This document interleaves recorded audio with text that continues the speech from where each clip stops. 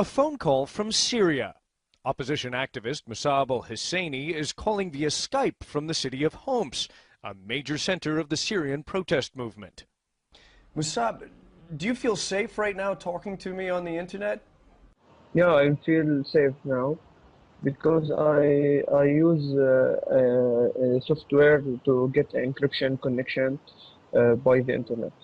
Husseini says he just installed Cyphone, an encrypted networking system that allows Husseini to circumvent Syrian government firewalls that block Skype.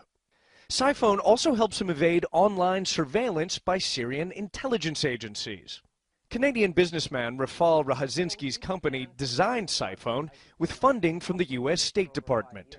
We decided to start actively propagating among the Syrian community about 3 months ago, and then much more aggressively about 3 weeks ago. So we've seen the numbers go from a handful of individuals, now reaching up to the low thousands.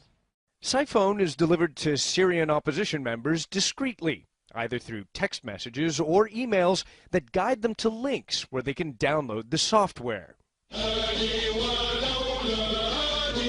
The government in Syria controls media and telecommunications networks and refuses to allow most foreign journalists into the country. So opposition activists use the internet to distribute images of the regime's deadly crackdown on demonstrators.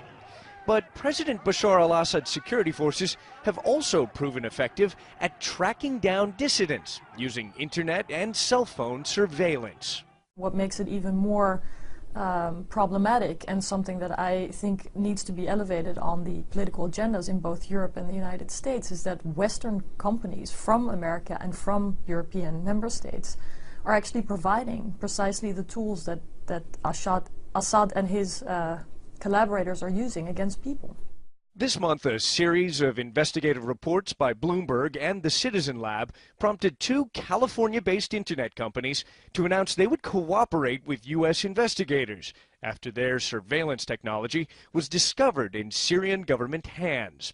An Italian company, Aria SPA, announced it had frozen work on a new surveillance center in Damascus.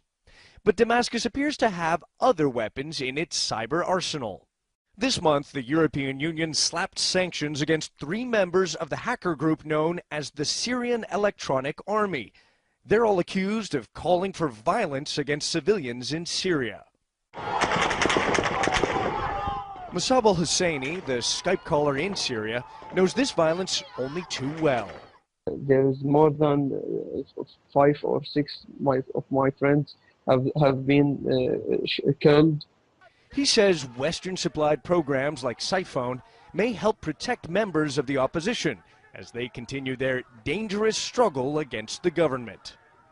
And what is it that you're fighting for? We are fighting for freedom, for democracy, for dignity.